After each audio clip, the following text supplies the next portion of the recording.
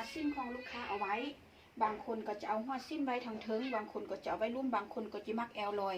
เขาต้องทำข้าเจ้าก่อนมามักบ่อนไหน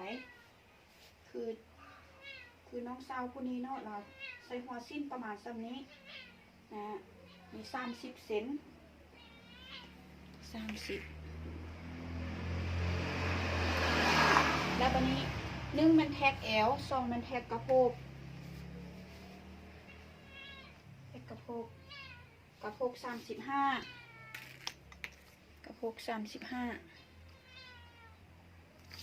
รวมยาวของสิ้นแท็กบนเอาหัวสิ้นไว้หั่นฮอดมักเขาสั่งเลยนี่บอกสั่งนี้มัน28ยาวนี่28เบื้องใดซ้